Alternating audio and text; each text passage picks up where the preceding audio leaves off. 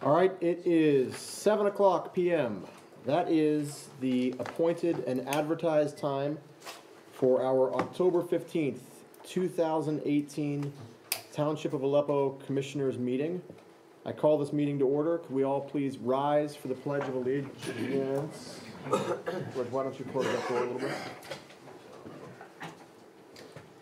I pledge allegiance to the flag of the United States of America and to the republic for which it stands, one nation, under God, indivisible, with liberty and justice for all.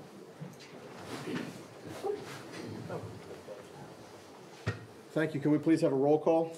President Dobler. Present. Vice President Jones. Present. Commissioner Williams. Present. Commissioner Darrow. Present. Commissioner DeFlaga. Present. Solicitor Stone. Here. Manager Patterson. Here. All right, let the record reflect that there is a quorum present, please. The next item on our agenda is the announcement of recording. I'm going to actually jump ahead and combine this bullet point with the Communications Committee report, which is to say that after some break, we're back to recording our meetings.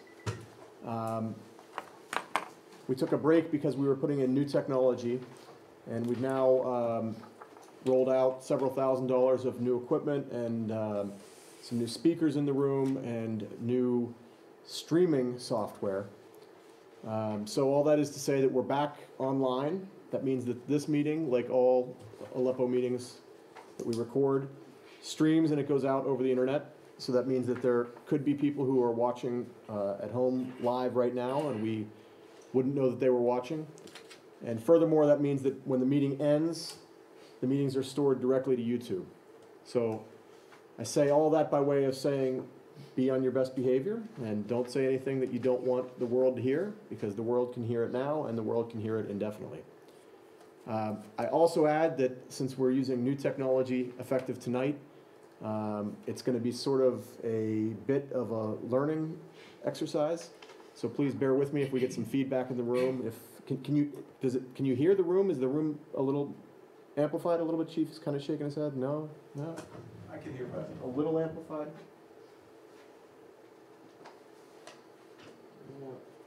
All right, well, we'll keep playing with it. Let me know if we think that there's problems with the system. And I think we should also add that from now on, from this point forward, all presentations to the board need to come at the podium. That microphone up there is capturing audio for the stream. So if you're not on that microphone, people at home won't be able to hear you. So if you're presenting to the board, please present from the podium. Okay, with that being said, I will entertain a motion to approve the October 8th, 2018 worship meeting minutes. So moved. Second. All right, there's a motion and a second. Before we vote on it, I had some changes that I wanted to see in the minutes. In particular, with respect to the conversation about Seven Springs. I'm trying to get here. My concern was simply that the minutes made it look perhaps as if there was a meeting, that we had a meeting at Seven Springs, which we did not. So let me see if I can easily mark these up. First. Yeah, under section Seven Springs Conference Recap,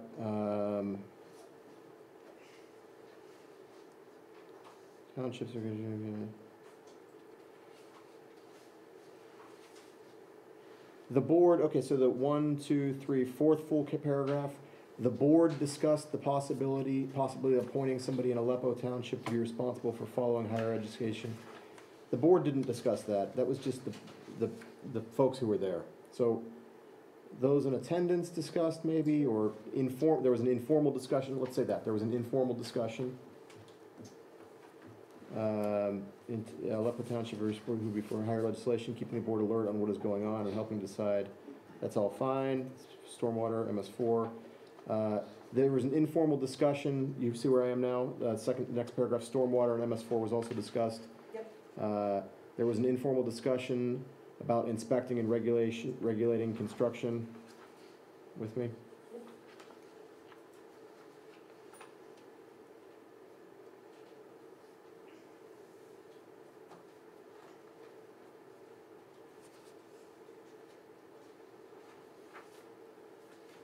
Okay, I think that's all.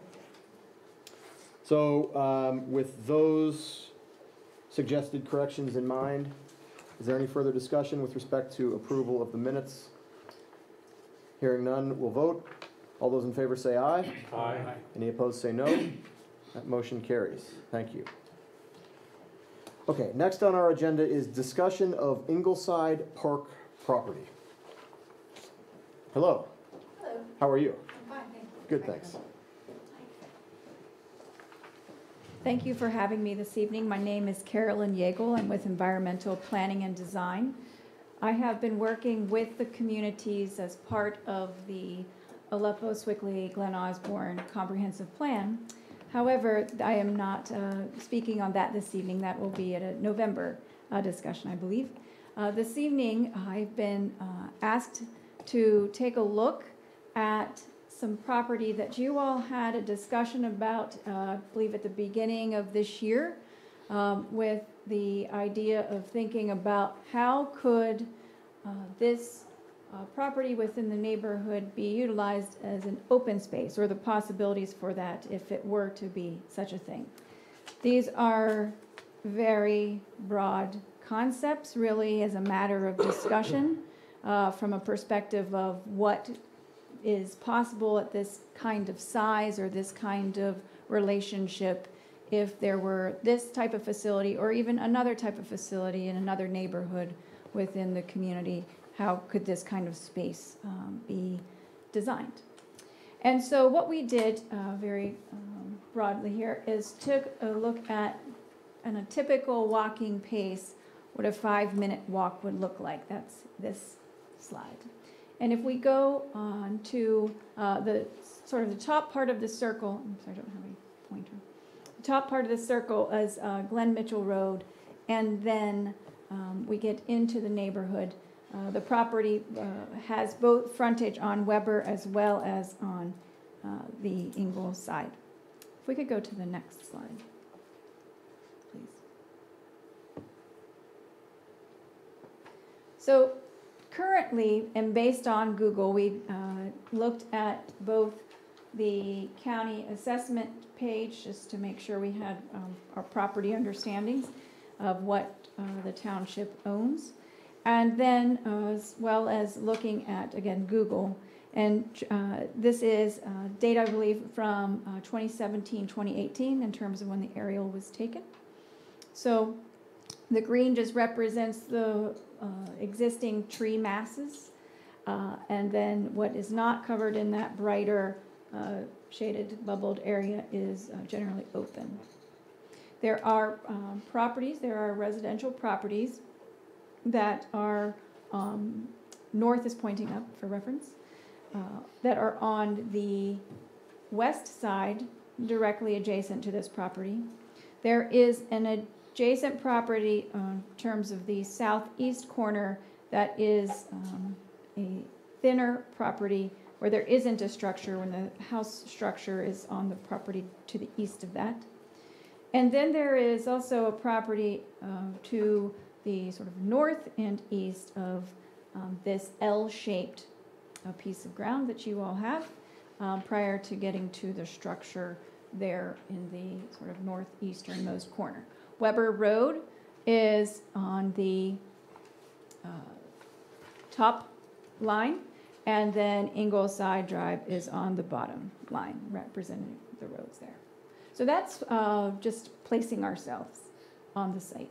And so as you all, in the beginning of the year or leading in to those earlier discussions, we're just trying to explore what is possible or what could be complementary to things that are going on today.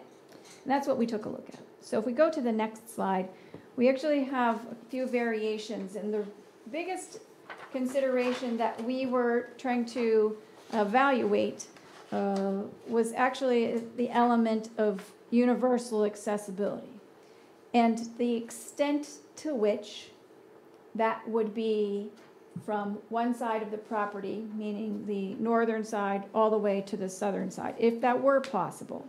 And what that equates to in sort of everyday language is that the grade of this pathway or any sort of access into the site was something we were taking a look at that wouldn't require any sort of handrails or more extensive infrastructure, those kinds of things, that if we could grade the land to have a slope where people could be walking that was less than 5%.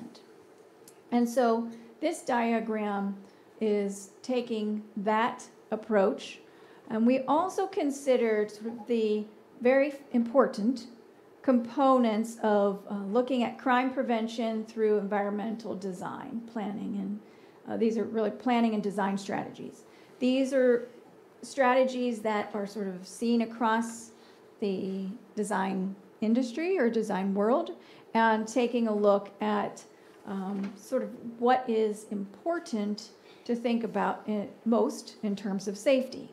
So clear sight lines is at the top, adequate lighting, minimizing concealed or isolated routes, avoiding entrapment, that essentially means that there aren't too many nooks and crannies or places where someone could be hiding there. Reduce isolation, promote a land use mix, use of something that has actually generating activity to it, creating a sense of ownership through the maintenance and management of this type of thing, providing signs and information, and then also just really looking at what is the overall design of something.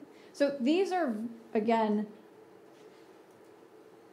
concepts that are looked at in this type of strategy, no matter what kind of space it may be. But applying them to a neighborhood setting, we thought there were a couple that we were really wanting to think about, and that is at the top of the list, that clear sight line. Because if there were any sort of patrolling that were to be happening on the road, that the grading or any sort of topography change in elevation was going to be helpful in terms of keeping sight lines. Lighting is something that you all would need to decide if that's a matter that you wanted to address or not in terms of some sort of improvement. We did not really have an assumption to that. That's really a matter of thinking about that. But it is from a perspective of thinking about safety, the lighting. So as you zoomed in, thank you, we did on each of these diagrams place some sort of sitting area. So if someone in the neighborhood wanted just to get out and take a look at a different point of view, they could come to the site, whether there was a bench that's on this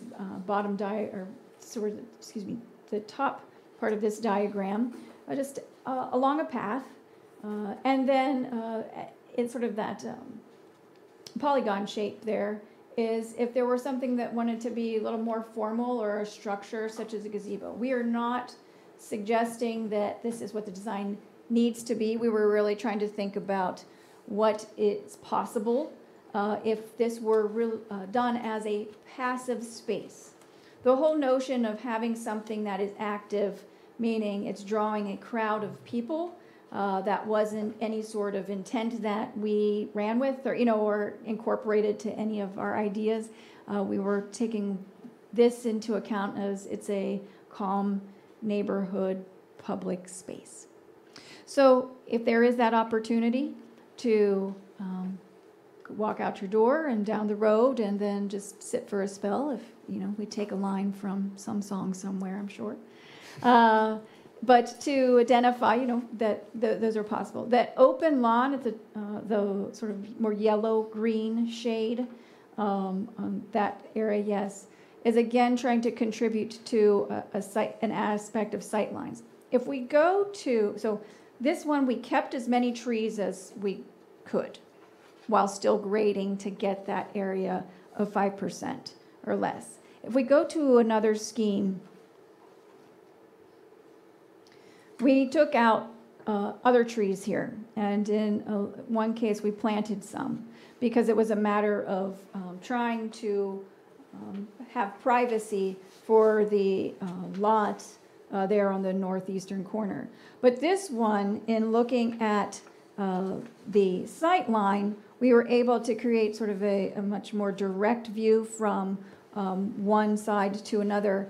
We placed this gazebo a little bit closer because we are not getting the 5% grade here. It is steeper than 5%. So it does not have the universal accessibility, but it does have a sight line and maintains more trees. So you can see we were just trying to explore what were some of the possibilities for this space. Okay, and then the last scheme, on this one, we had sort of a different arrangement of seating down on the other side of the property, more of a formal entrance. And whether that is something that people use actively or it becomes more of a signature to the entrance just to the neighborhood or some sort of identifier, it could do a number of things with that kind of space. It was, again, a matter of what are the possibilities there. So, and different types of plantings. So again, a number of things, very minimal in impact and design, but just trying to optimize how people could enjoy this space in a very relaxing way in terms of the neighborhood.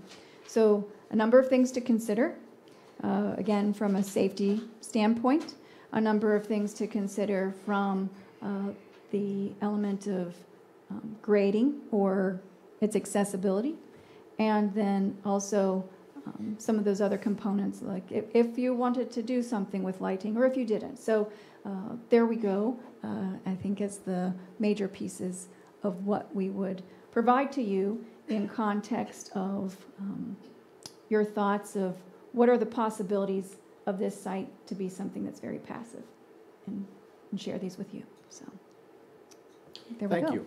And Thank you. You know, I perhaps, yeah, I appreciate it. Thank you. I perhaps should have set up this conversation a little bit more artfully. So let me just go back and hit that, if for no other reason for the folks at home who have no idea what we're talking about. Aleppo Township owns this plot of land over off of Weber Road. As we heard, it's between Weber Road and Ingleside. And right now, it's really undeveloped land. And for several years, the commissioners have talked about whether or not we wanted to improve this. And when we did our SWOT analysis a year or so back, one of the features of that SWOT analysis was a realization that Aleppo Township has nothing in terms of parks and recreation. We don't have any parkland, and we don't do anything in a recreational capacity. So we had talked about, again, whether we wanted to develop this land, and really I think I speak for everybody to say that no conclusions have been drawn, but we didn't even know what the next step was. So we asked somebody to come in and take a look at it, and that's the conversation that you just heard. So that's where we are with respect to this, and that's kind of all we have. Does anybody have any questions? How large is the piece of property? Oh, you asked me. About between 1/2 and 3/4 of an acre. I can get the exact number if you need. Anybody else? Do we have any thoughts on what our next step is here? Do we have other parcels that might be available for park space that might be more central to our township? Well, I'll let Gwen answer that question. As far as township owned, Yeah. no, we don't. This is the flattest, best one that's for that neighborhood. Matthew, is it a requirement of the municipality to have green space like this? No. What is SWAT?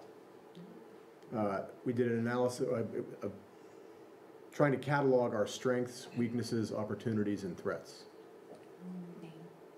I'm sorry, yeah, what's your name? Rick Deemer. Rick Deemer, thank you. Anybody else? What about the property you own on Lakewood? So, and your name? Renee Jarvie? The question is, what about the property that we own on Leetwood? We're gonna talk about that tonight, I think, right? Well, maybe. Maybe. Maybe. under the Harlan's guidance. We will talk about it. The only question is how much of our discussion will be in executive session and how much will be part of the public meeting. There is a piece of property that's owned on Leawood. I can certainly, Jointly owned. Where's Leawood on? jointly owned with, that's right, thank you. It's jointly owned with Allegheny County and this Quaker Valley School District. Anybody else? Okay, well, thank you for coming in. Well, thank you for giving us an opportunity to take a look. And again, I think a number of things for you to think about in terms of the kind of space that you would like to have, the factors that could go into that kind of space, and then that balance of working with the topography of a site, whatever site it may be, or if this is one where you identify this one possibility of having sort of a series of open spaces and, having them be part of a signature to Aleppo, so. I guess one other basic question, who is us? The township, Okay, I don't understand your question. well, she used us a couple of times, I wondered who us was. I didn't know whether it was a company or the township or you. I'm trying to think about the context. That's right. I think I was maybe referring to, or I was envisioning we were talking about the township. That's its fine. its property itself, Yeah. and as we continue to work on other types of things related to your broader planning. Okay, Mhm. thanks. Thank you. Thank you very much. Okay, let's turn then to our reports, and our public safety report is number 1. Chief. Good evening, everyone. Evening. I guess I should say it very much. Good evening, everyone. How's everyone doing? Good evening, Chief. Okay, so to tally for the calls, it's been a little bit of a busy last month in Aleppo here. A couple interesting things going on.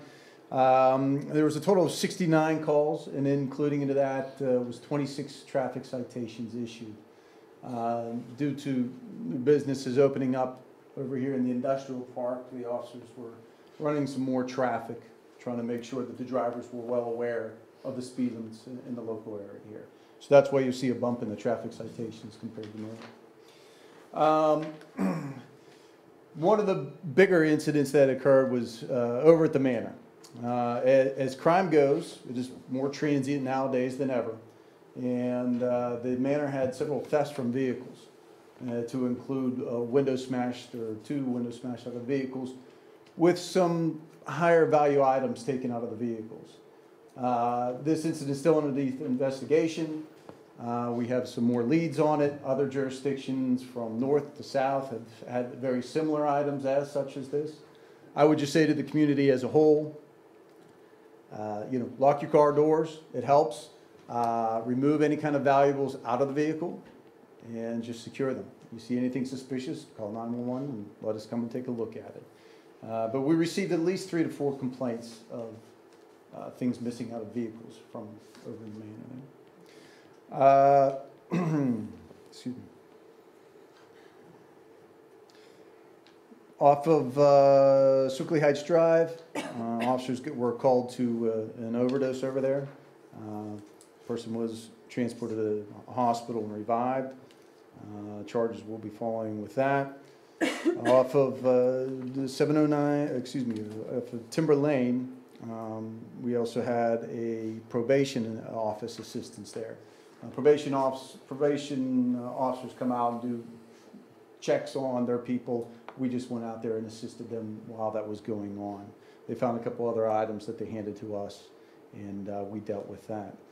Off of North Drive, we had a suspicious vehicle that turned out to be just somebody applying for a job there. But they called 911. But it's good to call 911. I'd rather have that than not. We discussed it in the last meeting. Obviously, over in the Manor was the fire. The building there was deemed not suspicious. Whatever sparked it, it sparked it. I think the fire marshal was still looking at that, but definitely not suspicious. Suckley Heights Drive, we had again a suspicious vehicle. Officer made a traffic stop on it while the officer was on patrol. Turned out the driver was suspended and issued citations there.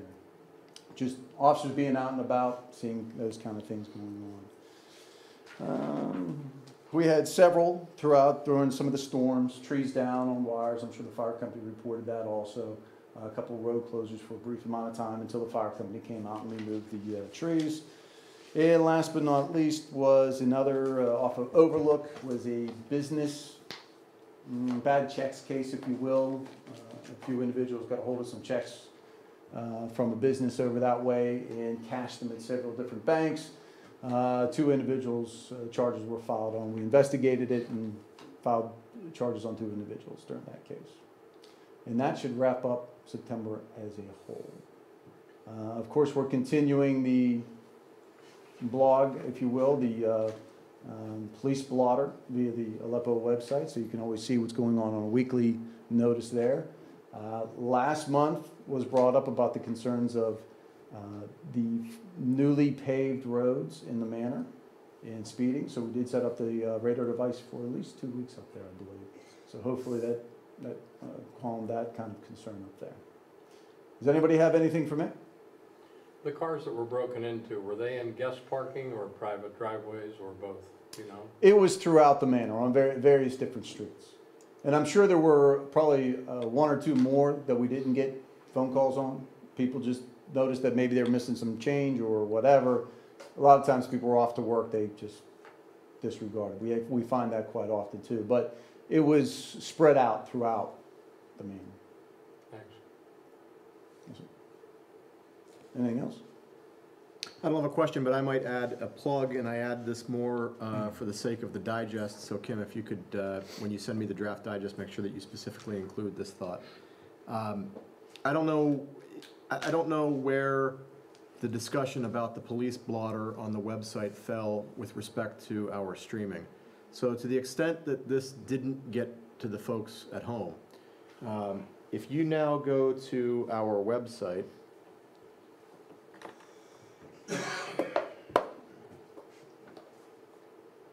and you go down to police, yes.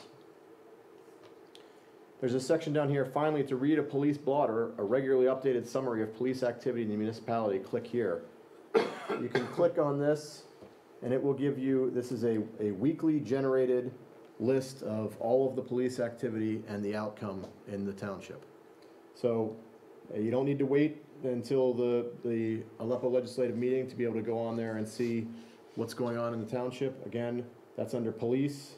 To read a police blotter or regularly updated summary of the police activity or municipality, click here. So I hope people take a look at that and know what's going on in your neighborhood. Anybody else? All right, thank you, Chief. Thank you very much. Okay, emergency management. Public Works.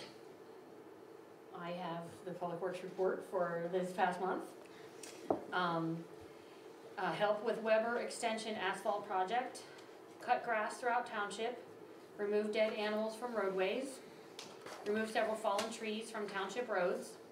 The 2 of the staff took a Quaker Valley COG class pertaining to securing cargo loads, cut back brush along several township roads, work on pricing for pickup truck replacement, begin removing old asphalt from Sewickley Ridge Drive, replace the mailboxes in front of the township building because we all arrived at work and they were all leaning, so something took them out overnight.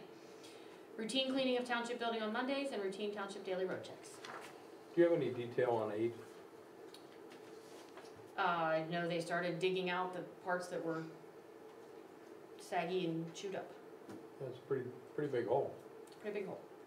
What is Continuing 8? to work on it. What is 8? Begin removing old asphalt from Sewickley Ridge Drive. It is a big hole. Yeah. Well, I'll find out.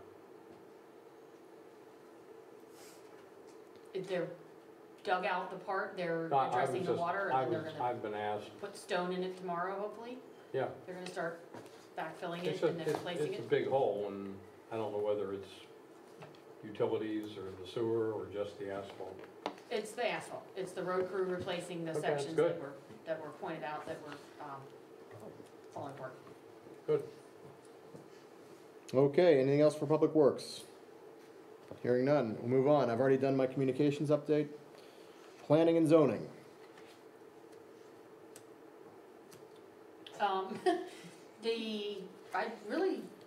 No report. I mean, we think the wrestling building facility that we had talked about a couple of times now, still has some, Outstanding. outstanding engineering issues. So that it's not ready to be voted on tonight, and, you know, November will be its next opportunity. Okay. Tax collector, treasurer, finance. Okay. In your packet, you have your tax collector and treasurer reports. You want me to read some totals, or? Yes, please. Okay.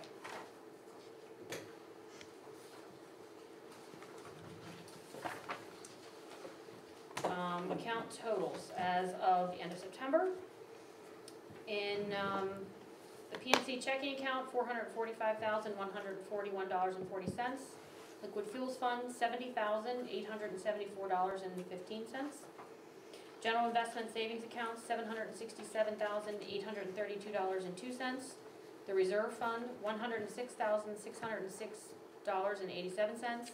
And capital improvement, $653,163.84. So if I could give a little information, checking is just general, you know, bill paying accounts. State fund, liquid fuels, we use that for salt. General investment is savings, some of those are in CDs and other investment things. Reserve fund is the reserve. And the capital improvement is our paving account, and we have not yet paid any invoices for the paving done on Sewickley Heights Drive, so that account has a lot in it right now, and we'll have a lot less probably next month. So just telling you that. So total monies on hand right now, $2,043,618.28, and then subtracting the pledged and targeted funds, operating funds, $1,212,973.42. And then in the sewer bond account, which is where we pay the bond payments, that's $724,060.60, and another large invoice will be coming in November for that. And then the sewer capital account is $30,762.11. Okay. I'll entertain a motion as pre-printed on the agenda. Motion, I move to approve the September bill list in the amount of $44,646.14. To ratify the September prepaid bills in the amount of $15,822.59. And to ratify the September payroll transfers in the amount of $14,144.09. Second. There's a motion and a second. Is there any further discussion? All those in favor say aye. Aye. Any opposed say no. That motion carries. Thank you. Anything else with respect to finance? The budgeting process begins on Thursday. Okay. Aleppo Township Authority. No, the report. No report. QV Cog. Well, Art, you were the last one to go to a meeting. I was? Yep. Okay. I didn't know whether that was the last one or not. They're having some interesting discussions over their budget going forward, which was just approved, and the PI projects, which are projects that they would like to have evaluated in terms of intergovernmental cooperation to be able to afford the projects. That's a tough nut to crack and very complicated, and so there's a lot of discussion, and two of the proposals that were shown us 4 months ago were put to sleep. It's no longer being considered. The other two, I suggested to them go back and use those as a template to be able to perhaps move those projects forward. And that's probably where it stands. All right. A little complicated, but that's where it stands. So I'll add just from the memo that is in your packet, a couple points that are worth pulling out. Number one, the annual dinner is coming up this week. I'm sure everybody's anxiously looking forward to that. Number two, dues were set in September and dues for 2019 remain unchanged. And I think that's all that I think needs to be particularly pulled out of that memo. Okay, Ambulance Authority. Thank you, Commissioner Williams. Ambulance Authority. No. Solicitor.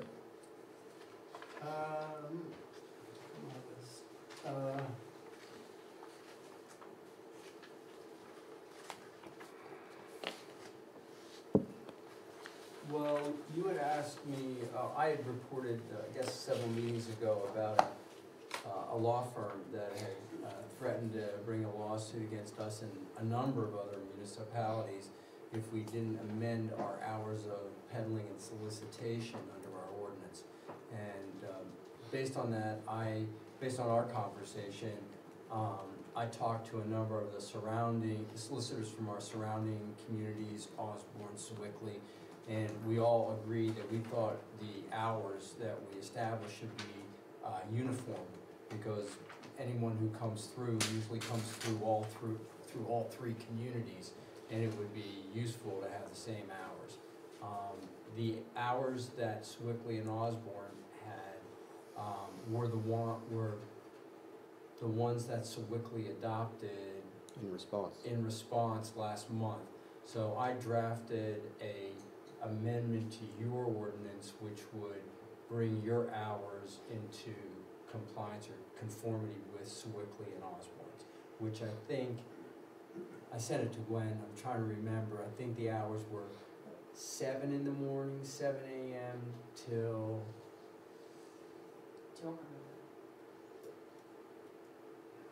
So again, let's just, while you're thinking about that, let's just put this in context. yeah. The context of this discussion is that we received a letter from a company who sells exterminating products. No, Exterminating services? lawn fertilizers. A lawn fertilizer, We received a letter from a company that sells something door to door. And is lawn fertilizer. they suggested that they thought that our hours for solicitation were unfair to them. And they added that door-to-door solicitation is the number one way that they advertise. And they pointed to several cases holding solicitation hours, finding solicitation hours to be unconstitutional. And this, And actually Third Circuit cases. Correct. That, pretty much drew the lines around, what you could and couldn't do. Right. There was there have been no recent Supreme Court decisions, but in the circuit, it was generally recognized that using 9 o'clock as your cutoff, or using 6 o'clock as your cutoff in the evening was too early. And so our ordinance, we went from 9 a.m. to 6, from 9 a.m. to 6 to 9 a.m. to 8, which is what Sewickley and Osborne have also done. There are other municipalities, I will tell you, in the North Hills that did not receive the letter, and and they still maintain a cutoff at 6 o'clock. But I think if they were ever challenged, they would have a very difficult time supporting that. Why 8? Stores are open till 9, not that I want people soliciting till 9, but what was to 8 stop them would- from coming back and saying, well, stores are open till 9, so we should be able to solicit till 9, is 8 o'clock gonna be good enough? Eight's a compromise, Okay. between 6 and 9. That's all I can tell you.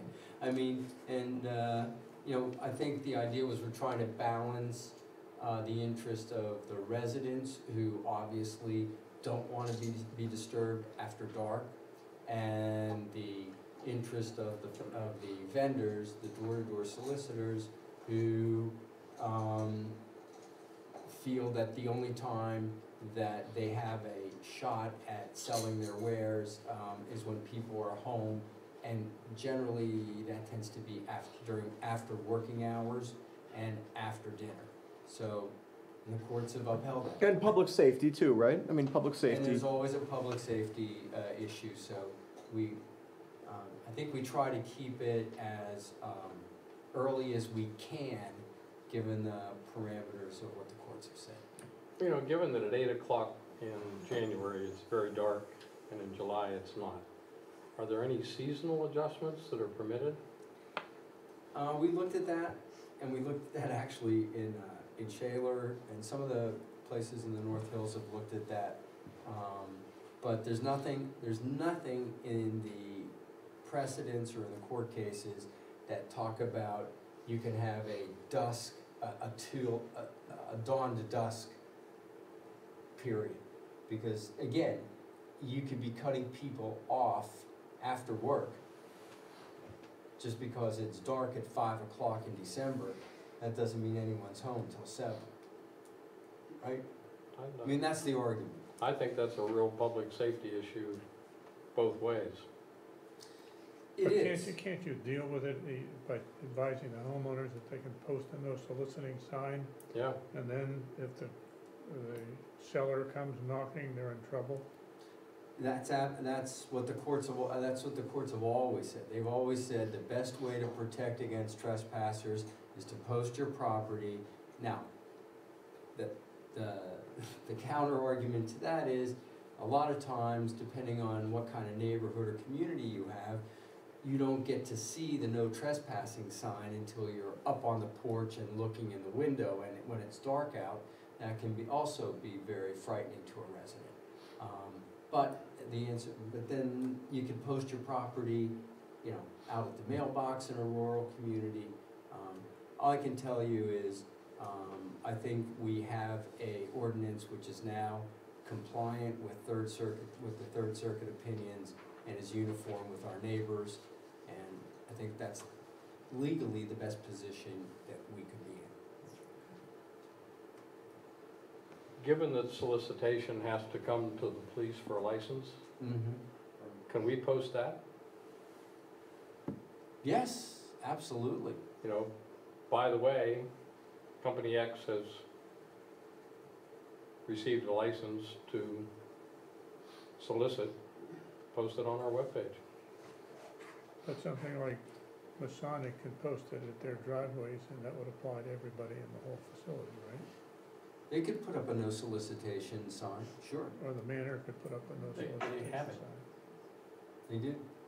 And the other thing you could do, and I don't know whether your, I should know because I looked at it, but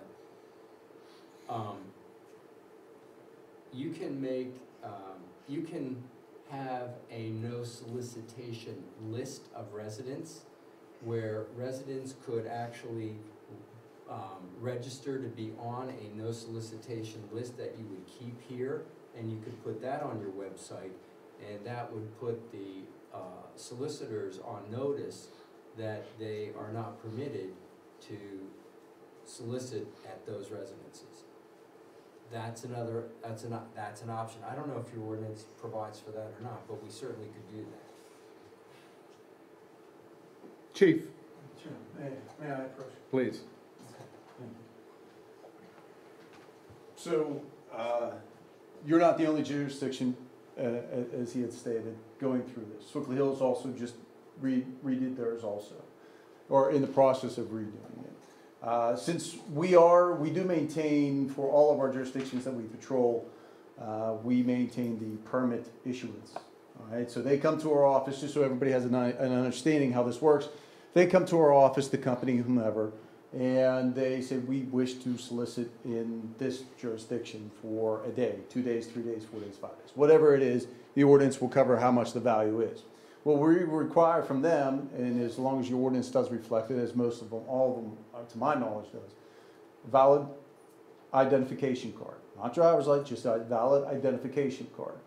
They're also then required to provide us a Pennsylvania State certified criminal background check, okay, which they can do online for $10. Once that's printed off, just a fire alarm at Masonic Village, so everybody knows what's going on. Once that is done, they then turn that in along with the application, which they provide all of us their information, where they're going, who they are, and with a copy of their photo ID. And then I sign off on it.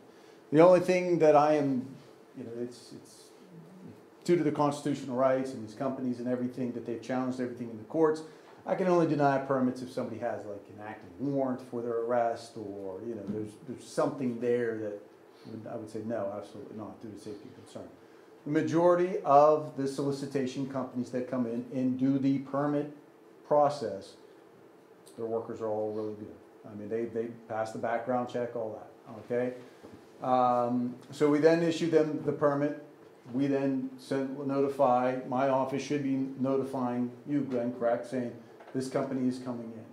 Now, we do maintain a no-knock list, as the solicitor suggested. I have stated to the other jurisdictions that I'm working with, because since we maintain the permits and the issuance thereof, that it's good to have a centralized place for a no-knock list. For us then to tell the permit, you now have to go to this borough building to do the no-knock list, they would probably just bypass that. They're just, well, we're going, So I've been talking it over and thinking about how to streamline this for our jurisdictions. I don't have an answer just yet.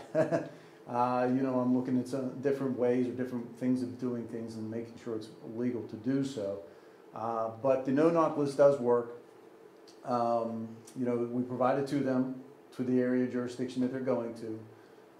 It usually does work. I would like to also add that obviously, as you could back me up on this, if they're not soliciting the funds, they're religious organizations. Clean Energy is probably the biggest company. They just do comparison of your power bill. They come and ask, well, let me see your most recent electricity bill. They're a very prevalent company in this area. And they just do a comparison for you and say, well, you could save this much money if you go to a different company. They're not technically soliciting, they're just there doing a bill comparison. They do not need permits. And quite often, they don't even let us know that they're in the jurisdictions. So I say to everyone out there, if somebody's knocking on your door and they're asking you for something, anything, selling, whatever, first words out of your mouth should be, let me see your permit. And they'll say, Ohio Township Police, have my signature on it, the date thereof, with their personal information on it. If they do not provide the permit, tell them to leave, close the door, whatever, and you can please call 911, let us come out and deal with it. Okay? But having said all that, in your ordinance, I understand the dusk to dawn thing. That's a lot of the issues are there. The 8 o'clock seems like a reasonable thing. Definitely something that we can enforce and say it's late enough, it's time to leave.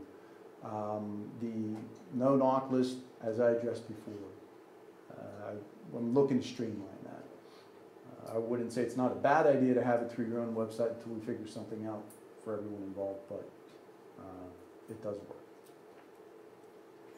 Well, it's an interesting question, and maybe I shouldn't have glossed over this so quickly in either the emergency management report or the communications report,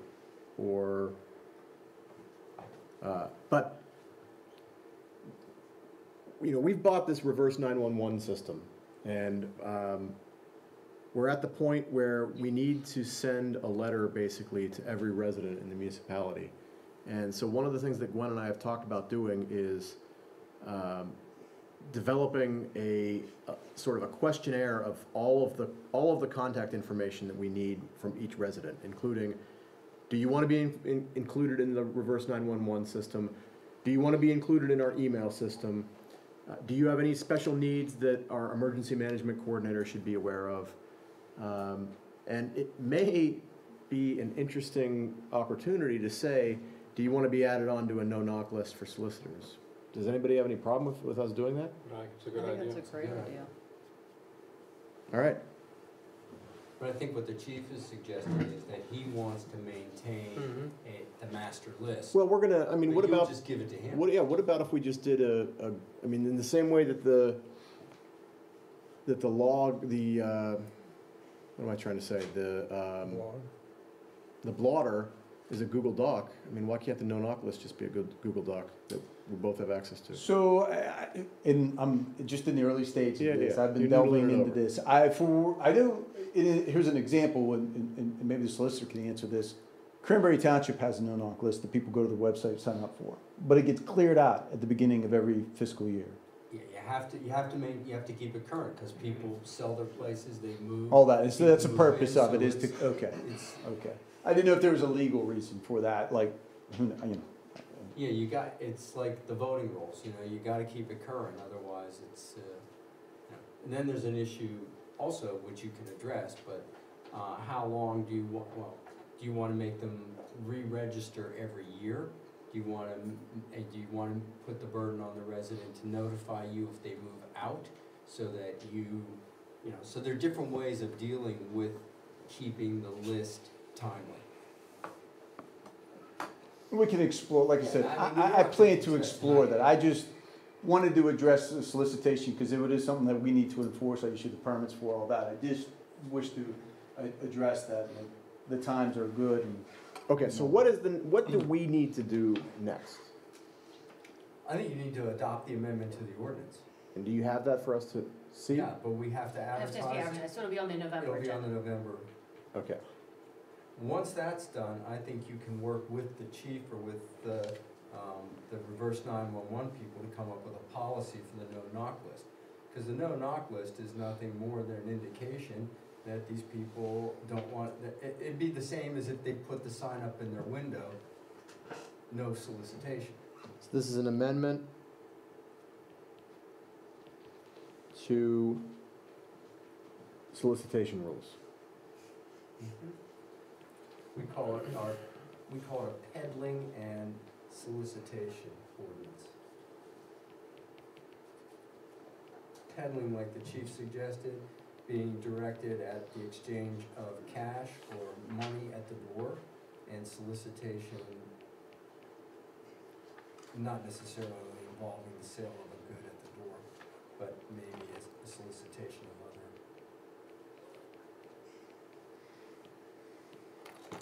Okay. All right, so we expect that to be on the agenda hopefully on the workshop agenda in November for us to talk about and get to vote on it in the legislative meeting. Correct. Okay. And I will when it's done, I will notify this law firm out in Texas that which is exactly what Swickley has done, and I'm doing the same thing in Osborne. Glen Osborne, excuse me. That's true. Right on. Thank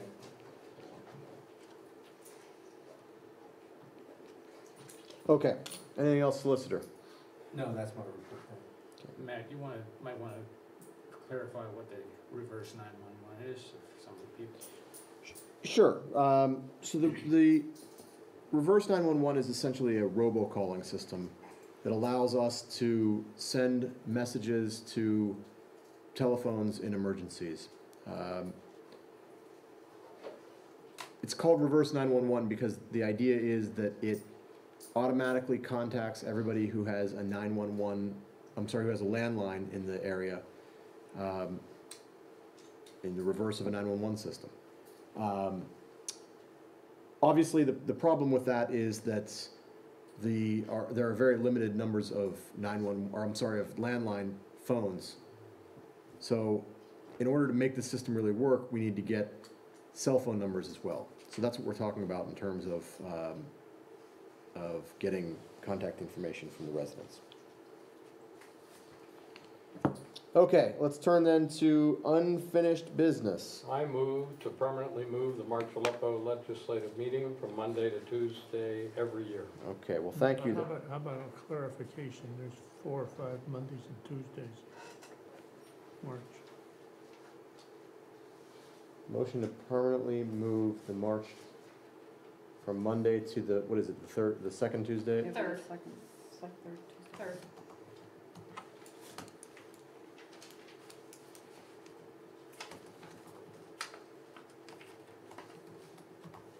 So the motion is to permanently move the March Aleppo legislative meeting from Monday to the third Tuesday of March every year. Second. A motion and a second. Is there any further discussion? And let's just say that, like, once again, the reason that we're doing this is because the Swickley Heights Manor Homeowners Association Annual meeting. annual meeting is the third Monday of every March. So in order to not split up our groups, we want to be able to facilitate people going to both meetings. All right, any other discussion? All those in favor say aye. Aye. Any opposed say no. That motion carries. Thank you.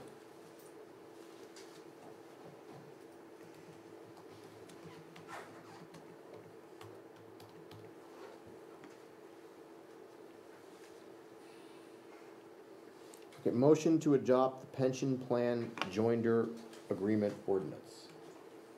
Gwen, tell us about this. This is the correction of the pension plan. It's not changing any percentages. It's just changing the date from when the employee contribution became effective. And that was in this amendment. It's effective January 1st, 2018 to reflect the withholdings that have been taking place. All right, so are there any questions? Is there a motion? I move to adopt the pension plan joinder agreement ordinance. Second.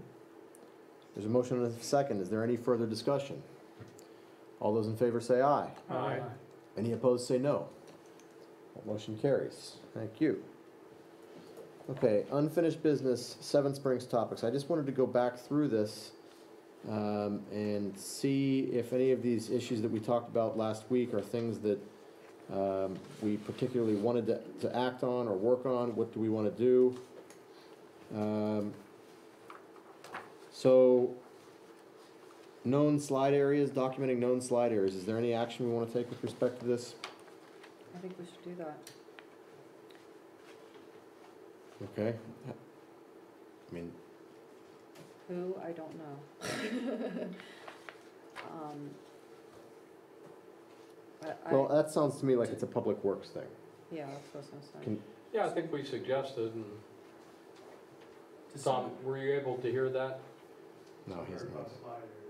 Yeah, we just want to identify vulnerable areas within the township, and we think you can do that pretty easily. Why don't you work with Tom? Can you take Sure. that on it, work with Tom? You just get like a topographic map and just what's your general knowledge and add to that. Just a list is a good place to start. To some extent, you've already done that because your zoning ordinance, with the last time EPD and Carolyn did your zoning ordinance, they identified steep slopes and they identified the protective resource overlay district, which contains the steep slopes. So some of that has been, I would say some of that's already been identified in your zoning and your planning. Okay, good. Well, that will make Vice Yeah. President Jones's job easy. Will that be indicated in our GIS system? That would be nice. I think that what Carolyn did was very general, though. I don't think Yeah, it's I think- specific enough. I mean, that's a good start, but I think actually identifying specific areas on top of that would be more useful. That would be a good baseline to go start with, you know?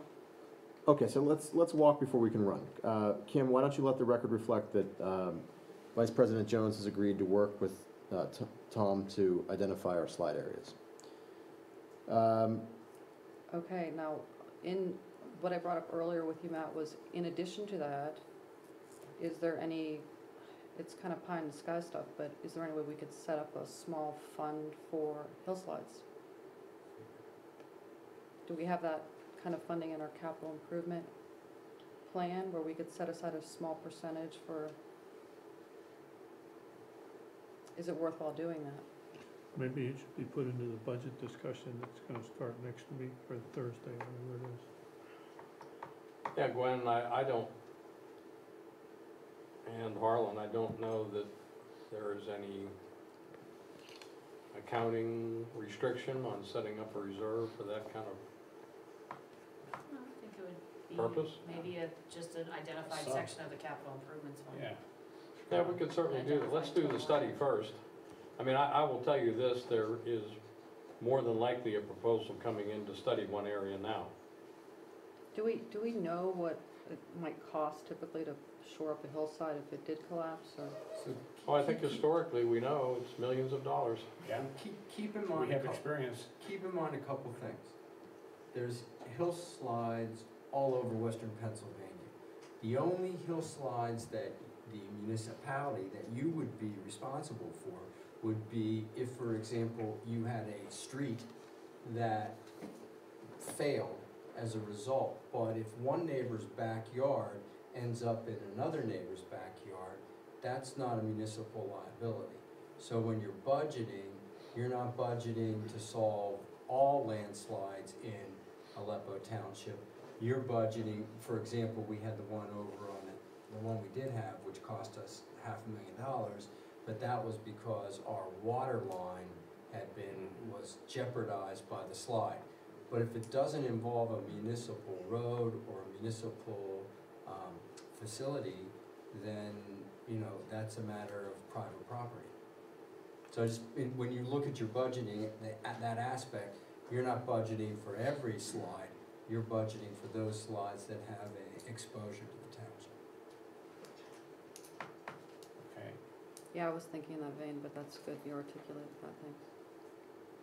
All right, so Vice President Jones and Ms. Patterson, maybe you'll check that out when you look at the ordinance, or the budget? Yes.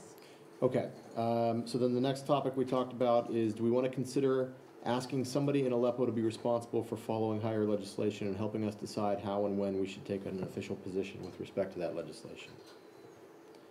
And this needs a volunteer.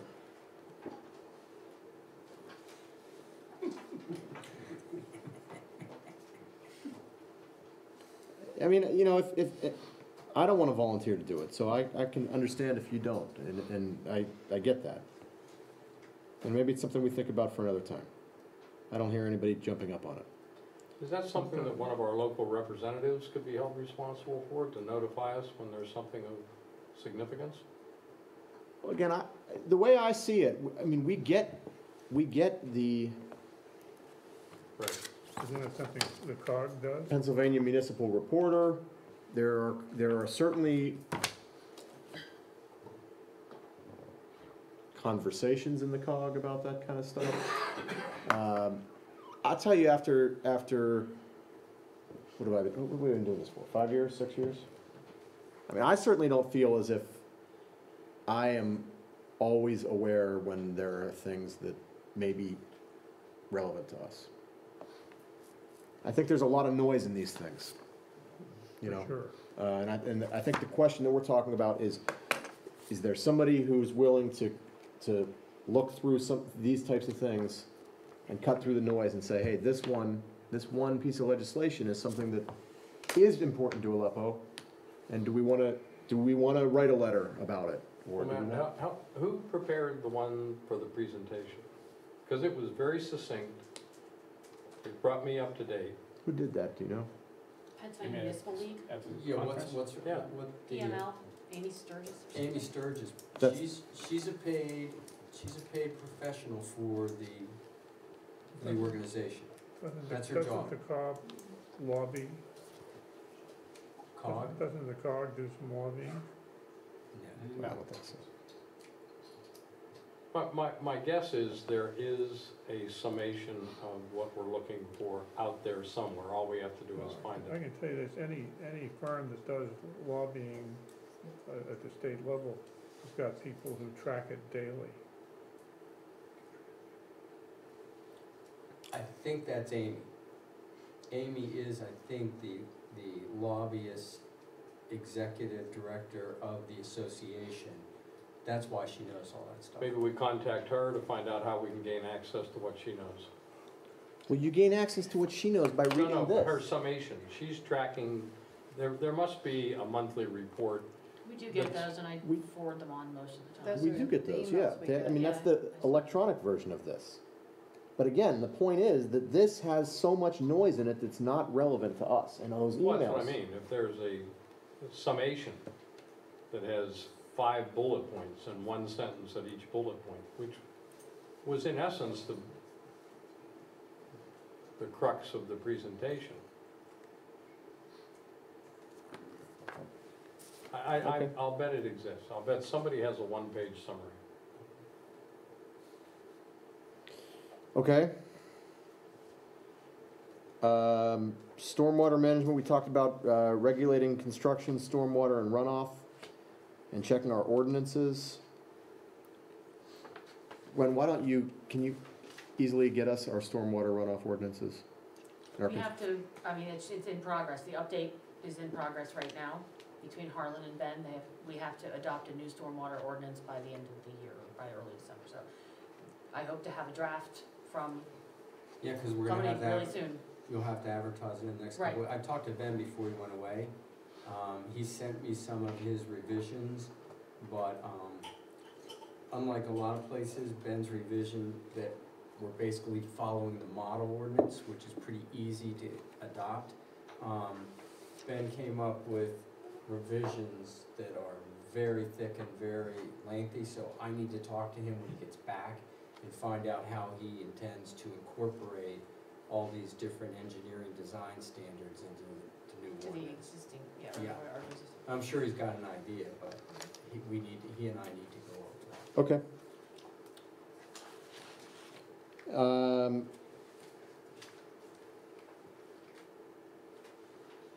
Our cyber liability insurance policy, I will take that. Gwen, will you email that to me? Do you have that somewhere? Electronically?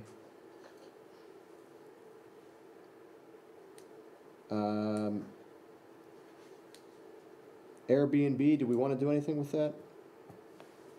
I don't think- That's on the list of things that will be considered after we finish the ASO process, then we'll go back and take Okay. what we do with the ASO, update the zoning ordinance, and it's on the list to be added as a definition for the zoning ordinance.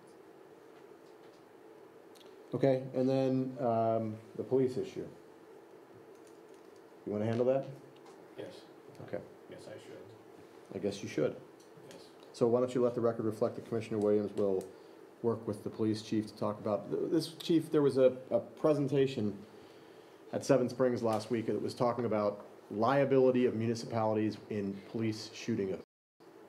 And Vice President Jones asked a very astute question and said, well, how do you deal with this if you contract with a third-party municipality for police coverage? And they didn't have a real good answer. So we just kind of want to maybe dig into that and at least know where our liability stands. So maybe Commissioner Williams be in touch with you about that, or look at the contract. It's gonna be fact-driven. What's that? It's gonna be fact-driven.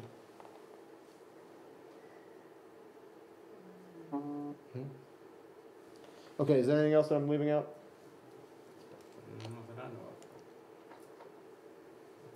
of. Okay, that's all of our old business. Does anybody else have any other old business? Hearing none. New business. Does anybody have any new business? Okay, hearing none. Citizen participation. We have some citizens here that look like they want to participate. You have to be over 18. I have a question. Those don't want to participate. Step up, please.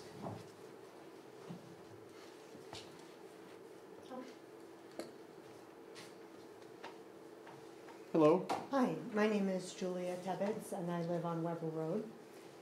And an interesting comment that developed this evening, the strengths, weaknesses, opportunities, and threats assessment did reveal the potential for the Ingleside property. Having read myself the zoning ordinance and the development ordinance, I understand the reason for the reply to the citizen's question. Is the township required to maintain green space? There isn't anything there. My question is, what mechanism exists for determining whether that fact constitutes a strength or a weakness? I think it depends on the perspective of the person looking at the question and the reason the person has for their interest in the township. So I'm wondering what mechanism exists for determining that, and what mechanism exists for advertising to the community that such things are being considered, and making sure that diverse perspectives from the members of our community are included. Thank you. Thank you. I mean, I think I would respond You to, want me to handle that? yeah, please. When you are involved in a SWOT analysis, there's only 4 categories that it has to fit in. And in almost every case, whatever question comes up or whatever strength comes up, it will also show in either the weakness or a threat, depending upon the severity of that and even there, you would classify it as severity, as safety, financial, and so on and so forth. So those can show up in more than one place. As one is a strength, but on the other hand, if you evaluate from another aspect, it could be a weakness or a threat. And that's why SWOT analysis are so interesting to the people who write them.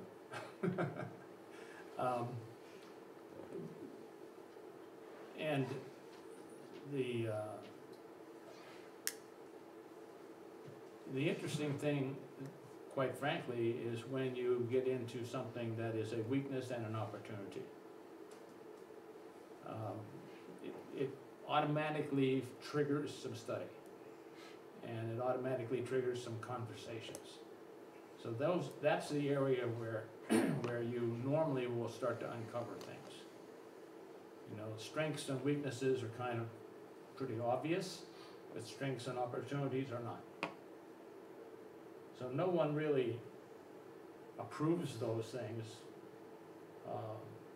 It's a case of some engineer or some other person who's trained in SWOT analysis sits down and basically looks at whatever's in front of them, starts to divide them into those categories, which are fairly succinct, but as I just described, also have a great deal of flexibility depending upon from which direction you're looking. And then you give it to the group and you look back, stand back in a safe area and get ready for comments and other ideas. We did the first SWOT analysis that I was involved in. We did that 2 years ago, and we are already on our 3rd edition. So it's that, and every time that something somewhat significant changes, it could change the classification, it could show up as a weakness because it's going in the wrong direction, it could show us an opportunity because some outside force has happened. Right now, Pittsburgh is probably in more of an opportunistic situation than any city in the United States. You have the cracker down there that is going to generate tremendous amount of growth, which is going to put force in the educational areas as well as in the training areas, and that's going to come up the valley. So that's going to continue to mutate for a long time to come. Does that answer your question? May I return? Sure. Yeah, of course.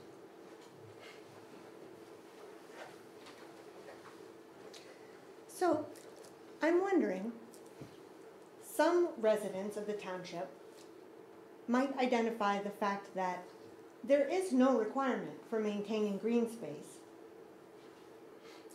as a weakness and an opportunity. I still don't understand what mechanism exists for the members of the township, the citizens, to express a desire for change or to express their feelings about it. Well, I think I can answer that. And the hope is that through these videos that we play of these meetings, we get resident participation. And generally we do. We get a ton of resident participation.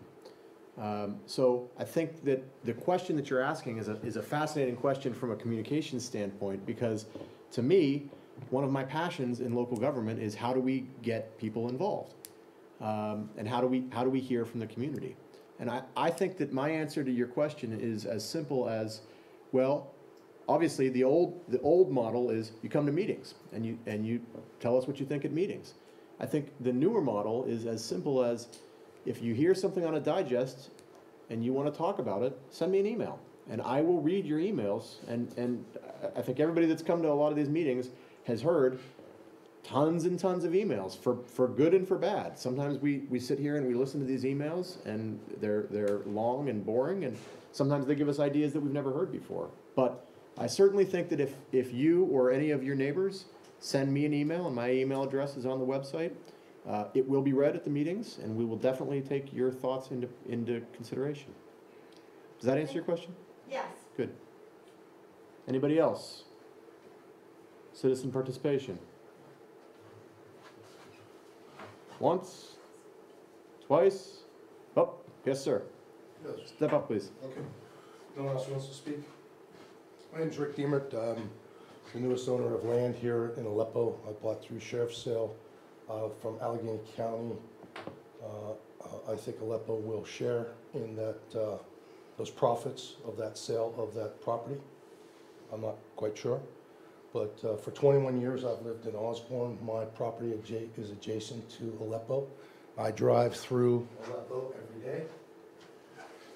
And my intent with this property was to develop it for some patio homes for my daughter-in-law and I. And I just want to make sure that everyone understands there's a piece of land right now that we had negotiated with the county prior to. They told us that we should wait until afterwards. That piece of property is now landlocked, and I want Harlan's opinion on the landlock.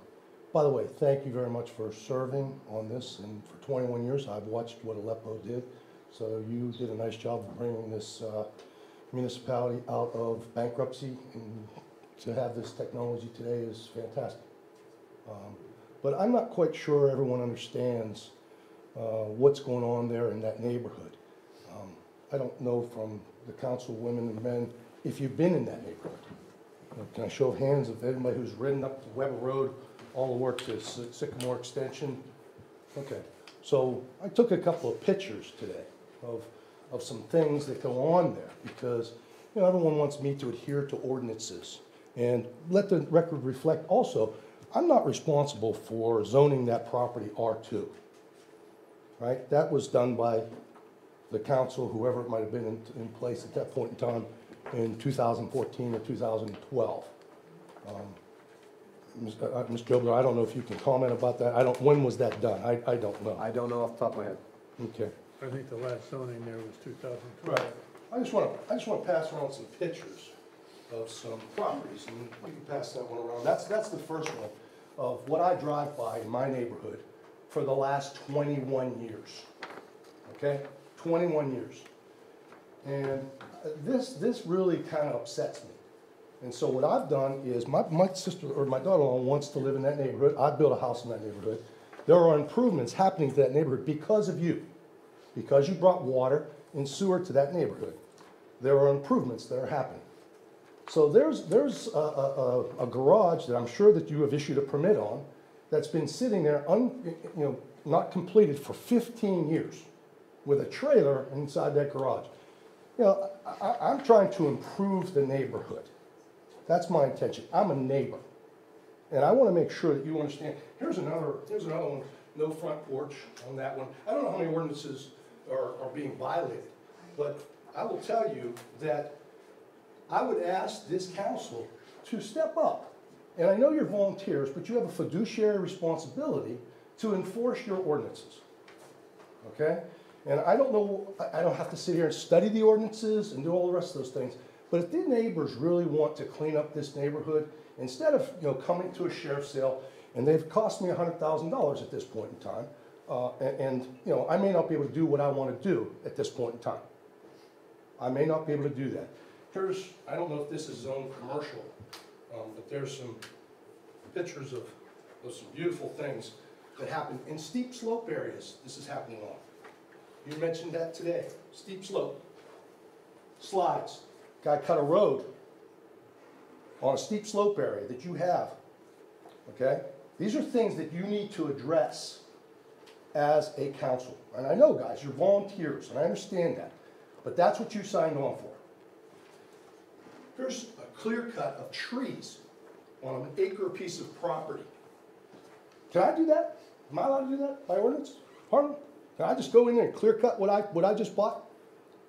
3 acres, just knock all the trees down? Is there some kind of ordinance that stops that? Where is this? That is Colby Robinson's property on Weber Road. Okay? I drive past this chicken coop every day of my life. Okay?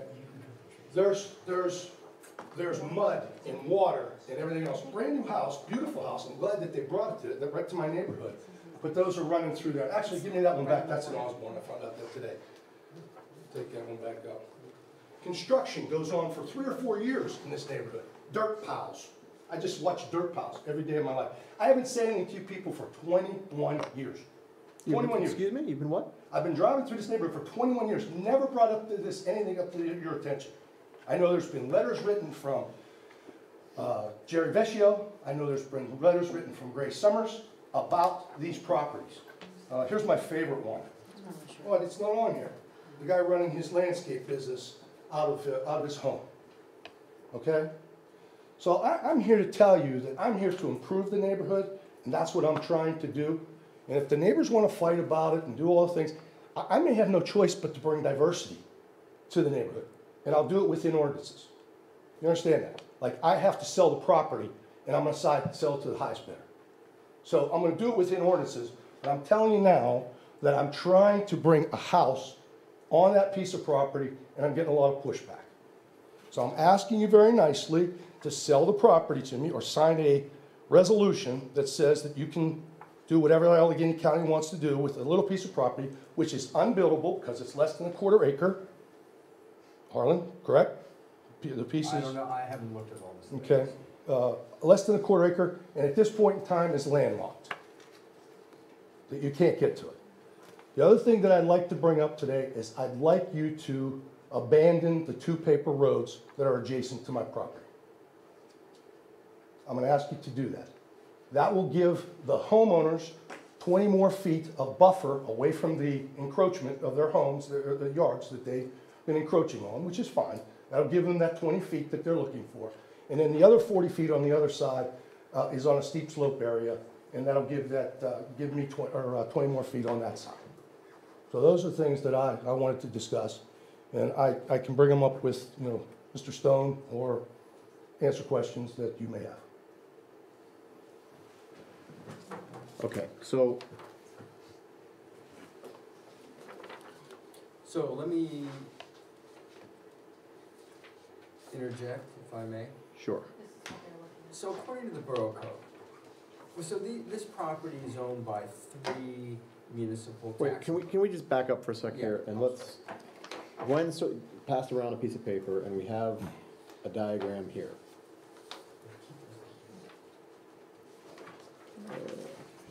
Wish you had sent this to me. It's the same thing, I just put your words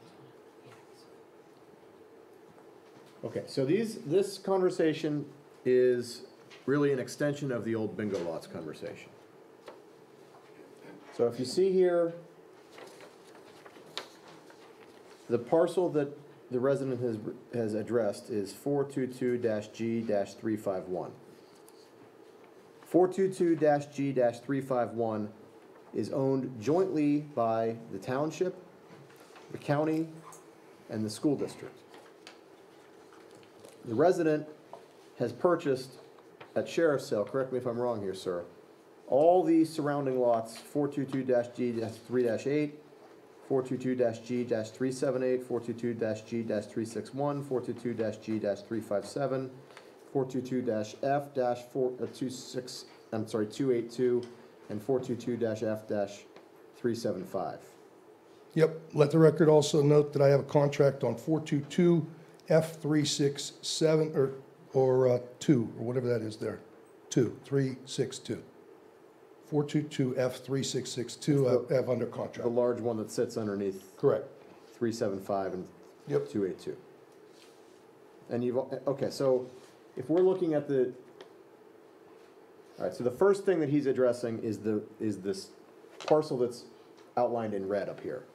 And his request is that we facilitate, or we participate in a sale of our interests collectively with the county and with the school district to permit him to purchase 422-G-351 to facilitate his development plans. Am I speaking correctly, sir?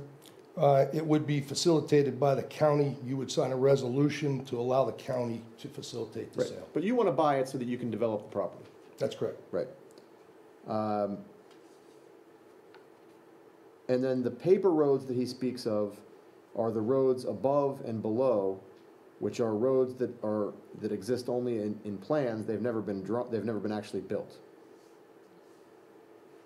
Correct. Right? Yeah, there's names for those somewhere on your map. I'm not sure what they're called. I think one's called Hazel. And the back one, I don't know what that's called. Do you understand this, Libby? No, I have no clue. Okay. The one road you're talking about is Haywood, It's Haywood? Haywood. Okay, and I don't know what but there, you can name them if you want to. They're named on your map. Okay. Yep. And my understanding is that they're 40-foot cartways, and what would happen if you abandon those roads, 20 feet of that road would go to the property owners adjacent to them on both sides. Mr. Stone? Pretty close? Yeah, except that if these are paper streets which have never been opened, then then the underlying title or the fee already goes to all the abutting property owners up to the center line of that paper street. And there is reserved for each of the members of the plan the right of ingress and egress over that fee. So everyone who's on that original plan has a right of access to and from their property over the fee. But the fee itself, after 21 years, reverts to the abutting property owners up to the center line of the paper street. So has that reversion occurred? It's automatic after 21 years. So it's over. Has it been? I don't have to request it. What you're saying, it's done. Well, yeah, except that what's happened now is that every one of the abutting property owners now owns additional property in fee up to the center line of the property. What's in fee mean?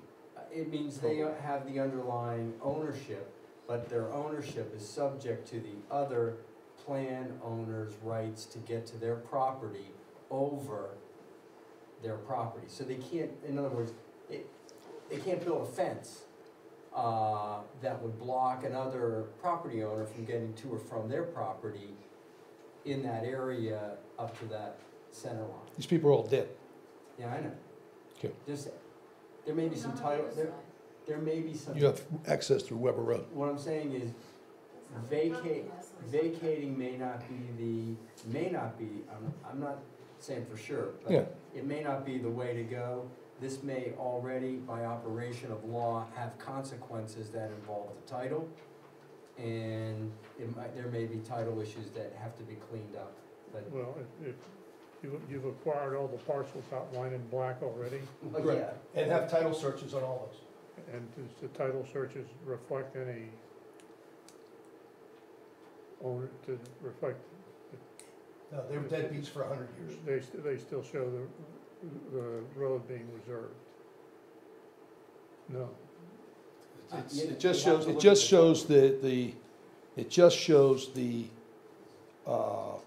bingo lot. It does not take the 20-foot that would be abandoned into consideration. so these lots have actually been expanded by whatever, what did you say, how many feet up to the I believe it's center line? 40 foot is Up your to the cart center line. line? Well, 20 feet to Oh, the center 20. line, right. So each one of Right. these lots actually is larger than what the title report's By gonna show. 20 feet. By 20 feet. And the only way you get past that is you have to do corrective deeds, or you have to do a quiet title action. And, I mean, you can do it, but that's really a private property owner. That's something. Well, when I come to you with a plan, should it reflect the 20 feet or shouldn't it reflect the 20 feet? That's where, you know, I don't want to show up and Ben tells me you can't put that on the plan. So I need some clarification of some sort. Yeah, I think what we would want is, and again, I won't speak for Ben, but I think what we would want is we would want you to show the paper street, and then it would be up to you to quiet the title on whatever additional property. I mean, you may not want, I mean, do you need the additional 20 feet on these lots? Sure. You do need to build? Yeah. Yeah. So, Okay, but this conversation is somewhat out of order, is it not? I mean, this conversation is a conversation about a planning and a building request. And it would seem to me that the first question that needs to be answered by this board is whether or not we want to sell our interest in 422-G-351. Because that, am I correct, sir, that is a dispositive issue for you? If you don't get that, then none of the rest of this I matters. don't care. I'd like to have it, but if I don't have it, doesn't stop what I'm doing. It doesn't stop what you're doing. Doesn't Okay. stop what I'm doing. But the understanding that I had with the county, and I'm not gonna throw Harlan under the bus, but, you know, we kinda said, okay, wait till it goes to sheriff's sale, see who ends up with it, and then after that, because this is not a buildable lot. The value of this lot is about zero. Again, if you don't have access to it, okay, with the paper road, you have access to it. But what are you gonna do with it, other than put a garden on it? Nothing. Absolutely nothing. So you can sell it or you can keep it. It doesn't matter to me. Like to have it, would make the plan a lot nicer. But you know, you wanna keep that lot, you can keep it. But the value of the lot is nothing. They'll get what the county told me what they would do was get an appraisal of lots that are similar to that, which they won't find. And then they'll come with, okay, give us $2,000, $3,000. That's what'll probably happen.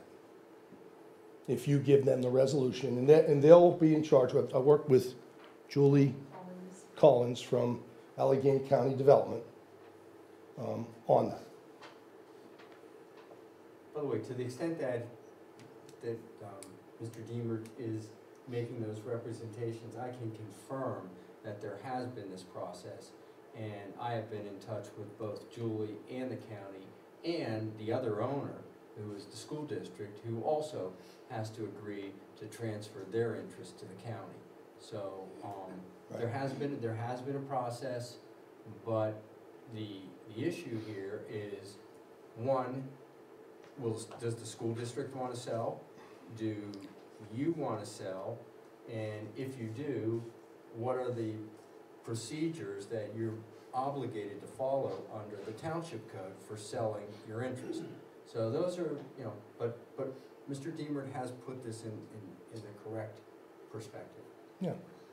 And we're accepting all Christmas hands for getting these properties on the scrolls. After 100 years, they sat there and did absolutely nothing. They're just some woods that are sitting in the back of someone's yard. And now they're taxable income, which you need. But quite honestly. If I understand what you're asking, you're asking that the township basically put the county in charge of taking care of the township's interests. Correct. Exactly. Yep. Is that something that is there a process that we have to go through to do that? Yeah, and before we go through the details and the procedure, and there is one, I prefer we discuss the consideration of the sale itself in executive session, which I think is. All right. Yeah. And the county would share in the proceeds of Sure. that sale. And the school district also.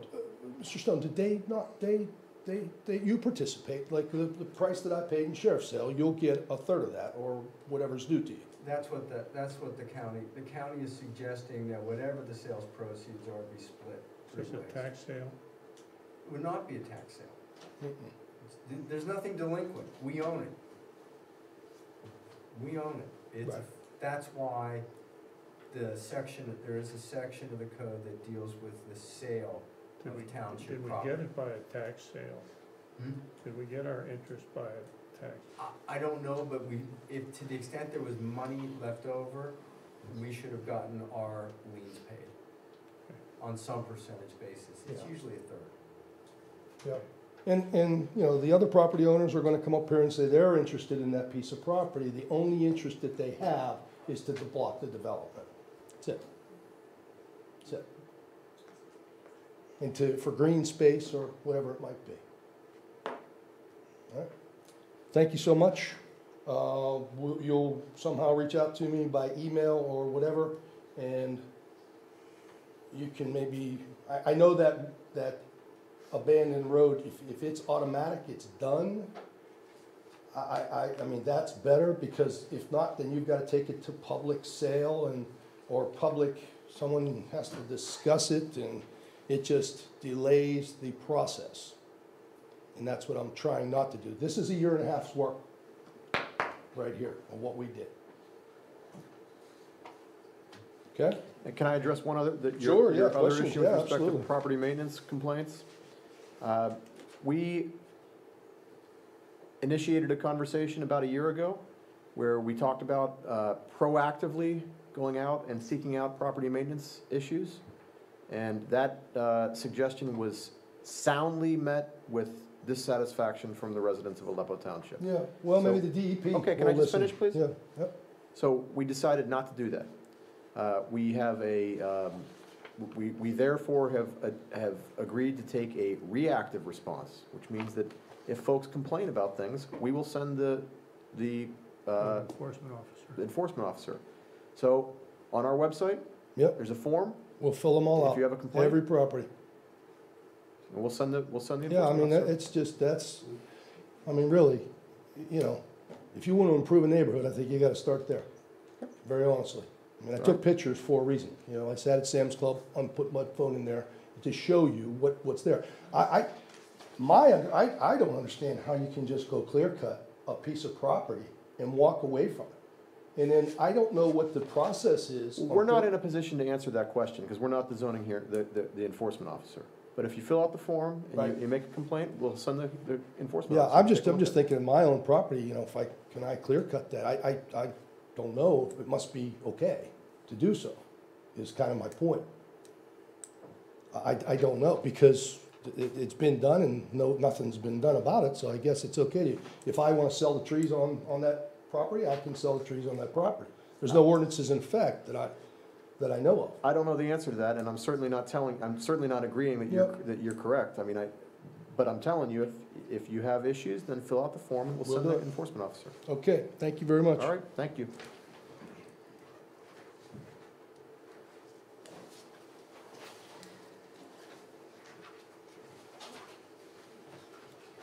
Anybody else have any citizen participation? Sure.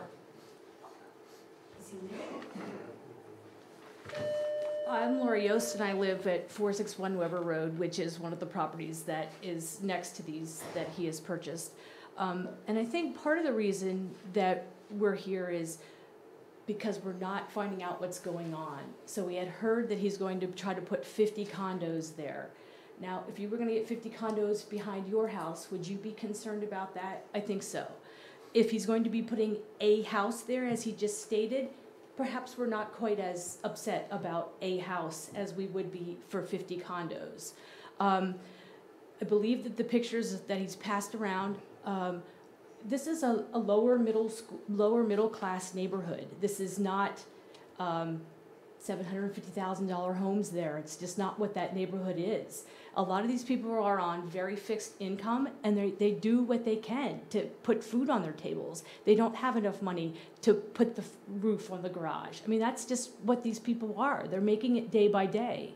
And for me to make the neighborhood better isn't clear cutting trees and putting 50 condos on there. That's not what's going to make the neighborhood better. A house on there, again, we wouldn't be nearly as upset about. I think part of the reason is we just don't know what's going on. And that's part of the reason why we're here. I mean, do we want 100 more cars going up and down our road? Is that safe for the rest of the people who are there, especially if you're going to have a park now on Weber Road? 50 to 100 more cars coming up the road. We don't know. We just don't know what's going on, is why we're here. We just would like to know what was going on.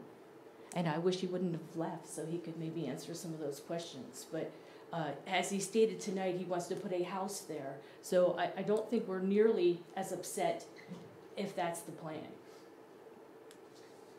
Though it is confusing why the need to purchase the piece of property that is already owned by the township in order to have a buildable lot for 1 or 2 patio homes. And Yeah. what connects to my earlier question about strengths, weaknesses, opportunities, and threats, it really does depend on the perspective of the person. Mr. Demark spoke of improving the neighborhood. And I understand from the pictures that he passed around and what I know of them, I have an understanding of what his thought of improving the neighborhood is. I would just like to open the possibility that other people may have other ideas of what makes it a good neighborhood and of what improving a neighborhood is. Well, we have a fairly extensive process that one has to go through if they want to develop a plan for either one of those kind of projects. We don't have the proposal in front of us at this point, so we can't answer your question about what's going on. But the process that does exist does contemplate public notice and an opportunity for you folks to be heard, and, they have an impact. So I guess what I would say to you is just pay attention to what's going on, because when we do have an application that we have to consider, there will be notice, and you'll have a chance to come in and tell us what you think. And when you say there'll be notice, can you tell me what that means? Be in the newspaper, Which is this Weekly Herald? yes. Well, Wait a minute, Beaver Times. Gwen wants to say something. It's not all, not every project has to be advertised.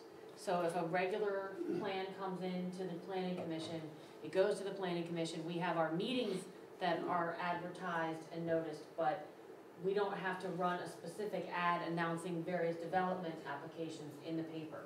So the best way is to, the website, Kim always puts up when we do have a planning commission meeting, they are open to the public. And then also you can at any time call and say, is there anything on the planning commission this month? Because sometimes we don't have them. But sometimes if we do have something, I never mind a quick email or a phone call saying, is there anything on the planning commission agenda this month? And definitely the week before, I will know what applications are gonna be discussed, and I'm happy to share that, because then you can come up and look at them, because once they're submitted to us, they're a public application, and you can come up and we'll lay them out, and you guys can sit down, anybody can sit down and look at, and review them. Since those individual lots aren't buildable, isn't there gonna have to be an application to change the lot lines? That would be a subdivision application that would come in with the plan development, and that's the same process. So unless they need a variance, or unless there is a conditional use where there's a hearing necessary, Yes. it wouldn't necessarily get advertised. But let me show you here on the website, and what I've done here is I've just gone to Aleppo, right? And then you go down to calendar, and you'll see here, the planning commission meeting is the first Wednesday of the month. And what we do is, it's listed as, for example, this is November. Planning commission meeting as needed, currently to be decided. But you can see back in October, Kim went in and changed that and indicated that it would be held. And so you can tell, we try to have that done by, what we said, the last Monday of the month, we try to get that updated, is our goal. So you can come in here on a month-by-month basis, and you can always tell whether or not there's gonna be a planning commission meeting and whether you should come to that. Yes, I believe so. Does that answer your question? Yes, it does. Okay. Anybody else want to speak on this or any other issue? Okay. Executive session. We are going to go into an executive session to discuss several issues of litigation and Real estate? real estate. When we are gonna stop the video at this point. When we come out of executive session, we will not be coming back on the video, although we will come back on the record just to close the public meeting. So if you wanna stick around to watch us come out of executive session, you're more than welcome to. But we will not be coming back onto the video at this point. So at this point, I'm gonna end the video, and I'm going to wish everybody that's gonna go home good night. Thank you for coming tonight, and thank you for being a part of Aleppo.